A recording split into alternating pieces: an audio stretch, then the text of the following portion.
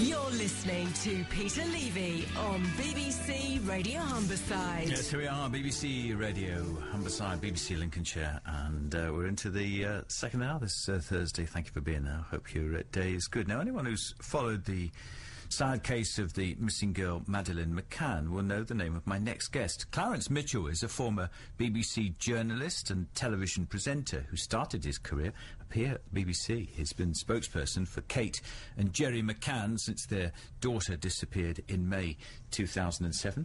And Clarence has joined us on the programme today. Clarence, good afternoon to you. Peter, good afternoon. How many years has it been since we last spoke? I don't know. It's quite a few years. Too many. Too many, because for people who Clarence used to work at Look North. In fact, you used to live in Hull, didn't you? That's right, on Sunny Bank in Hull. A great city, and I very much enjoyed my time there. It was some years ago now. It would have been 88, 89, around then. The last century, virtually. My memory. Well, there's many memories of you, but you actually were the journalist who I think you were travelling back from London in your car the night of the terrible air crash at Kegworth. I was. I'd actually been down to London to visit my parents while working on Look North during the week, and I was on the way back up the M1. I was at Leicester Forest East service station, and the first I was aware of what seemed to be a major accident was the number of ambulances and police cars flying under the restaurant that straddles the motorway there. I immediately got in my car and basically followed them as reporters should do, and it became clear very quickly that this wasn't a simple local small accident. This was a major incident, and yes, you're absolutely right. I broadcast live using an early rudimentary mobile phone from my car at the beginning of, from memory, that would have been 89. Coming up to date, or more recently, how did you first meet the McCanns? I met them because of my role following the BBC. I was with the BBC, as you rightly said, for around 20 years. I then joined the Cabinet Office as Director of the Media Monitoring Unit for the government, which meant working with Number 10 and all of the major departments of state. And because of my existing media contacts, whenever a big story came along, I was considered as a possible press officer, if you like, for the government to go and assist the media on the ground.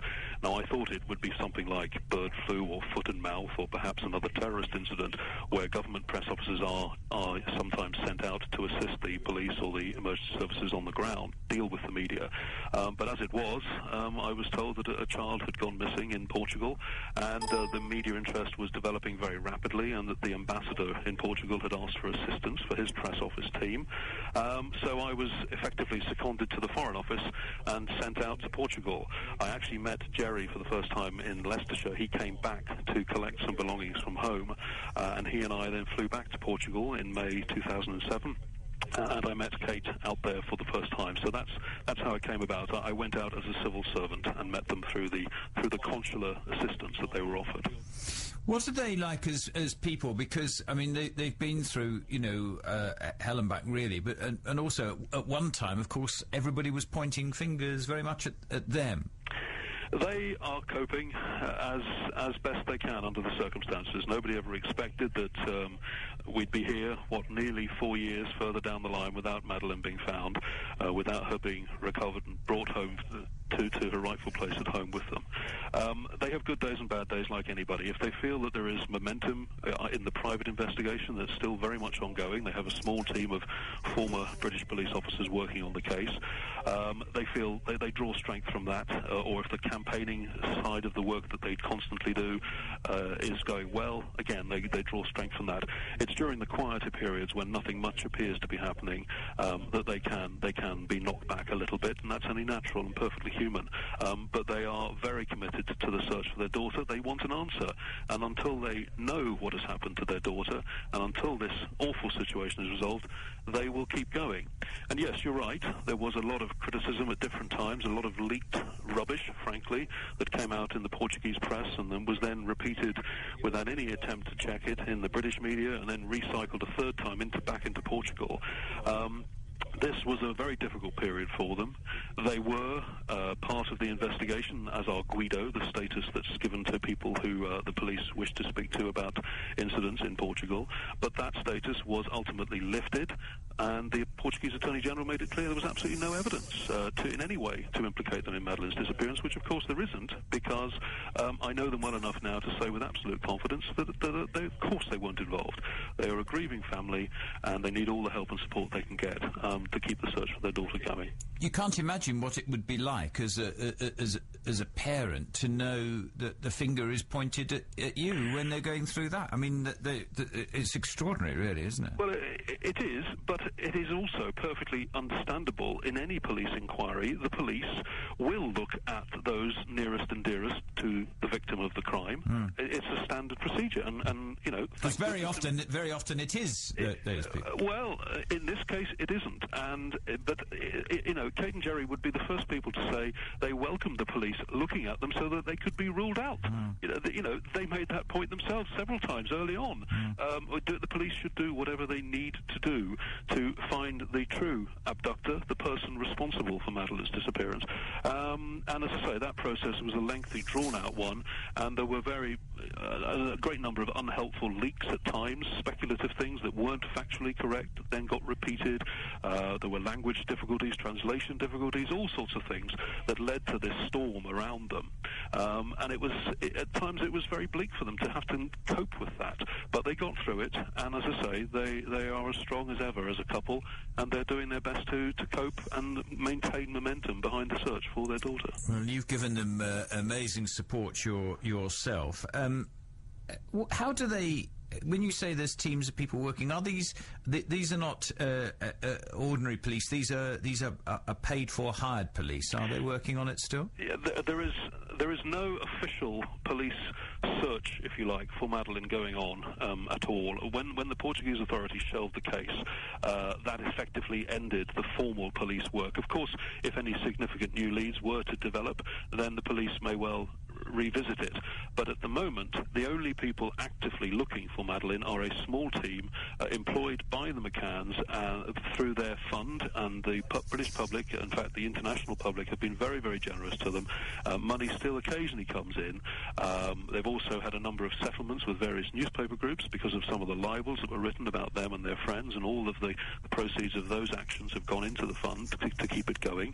And that money is used to employ... They've had a number of agencies, private detective agencies over the years, on short-term contracts, but currently it's the investigation is a private operation. It's been led by Dave Edgar, who's a former RUC officer, retired, and he calls in assistance from his former colleagues in various police forces as and when he needs it, and there is work going on in Britain and in Portugal at different times, but because of the sensitive nature of it, obviously I can't go into any detail, but it's very much ongoing. I understand that totally.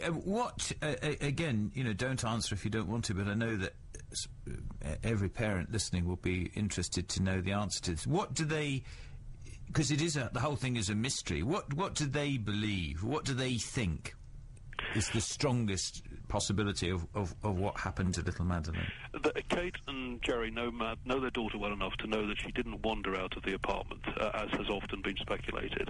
The only assumption that they can make is that somebody took her out of the apartment. That is the working hypothesis on which the private investigation is also based, that there is somebody, perhaps one or just two or three people out there who know what happened, and that there was an element of premeditation, pre-planning went into it, possibly because of the location of the apartment. It was on a fairly remote corner of that particular resort.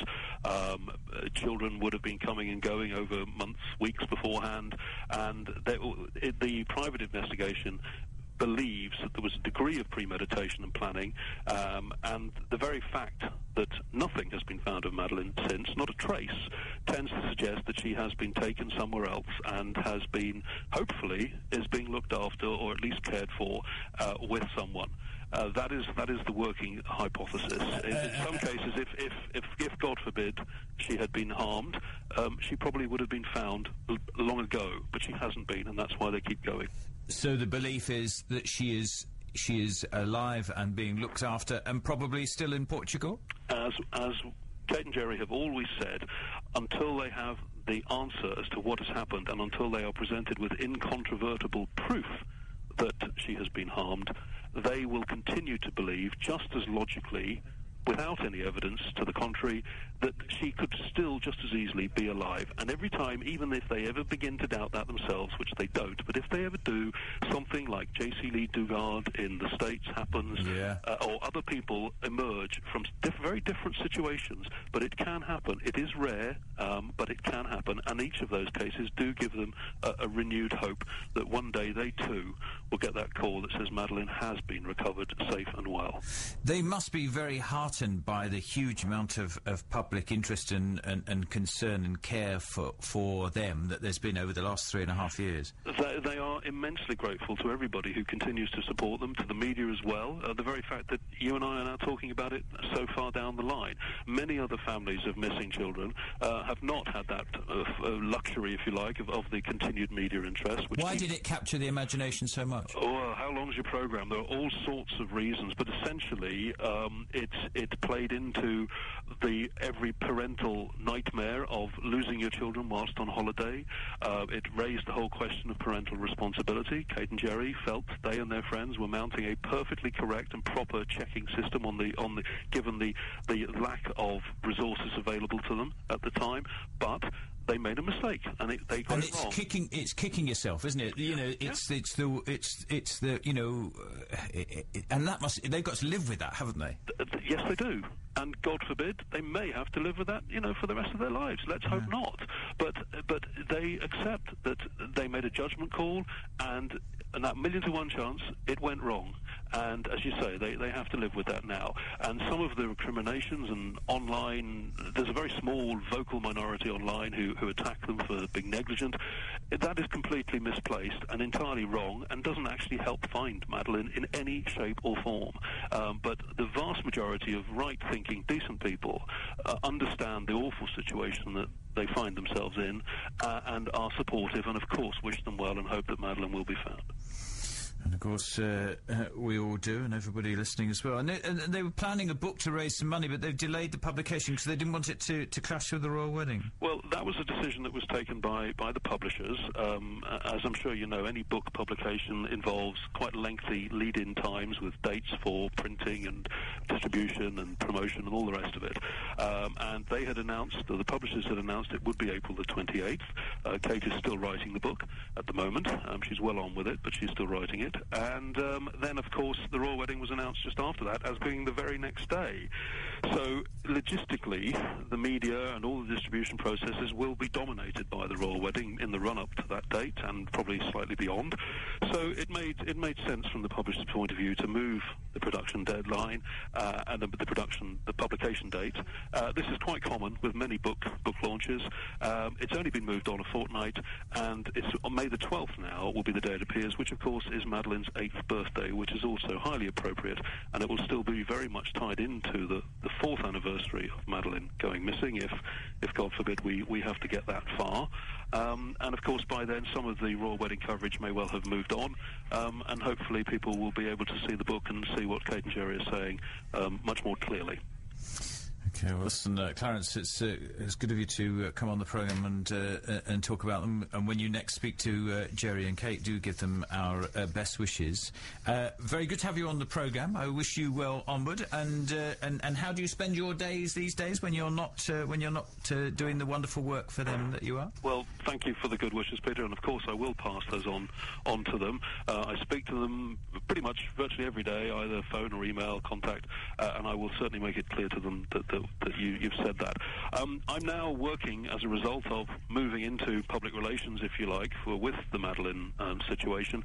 I now work for a PR agency in London, Lewis PR. I'm the Director of Media Strategy and Public Affairs, which means that I work with a number of their clients as well, advising them on their media contact, and if any particular stories flare up involving those clients, I generally act as a bit of a go-between in much the same way as I do for Kate and Jerry with the media, the print, broadcast and online media. And on the public affairs side, because of my governmental work, I'm able to assist as well where I can with governmental contact for some of the clients too. So it's a busy old agenda, just as frenetic as the BBC in many ways, if it's on the other side of the fence. Well, I know you're a workaholic. That's what I can tell people. But people in glass houses shouldn't throw stones. Very good to have you on the programme, Clarence. Peter, lovely to speak again. Thanks very much. Bye. Contact the Peter Levy Show.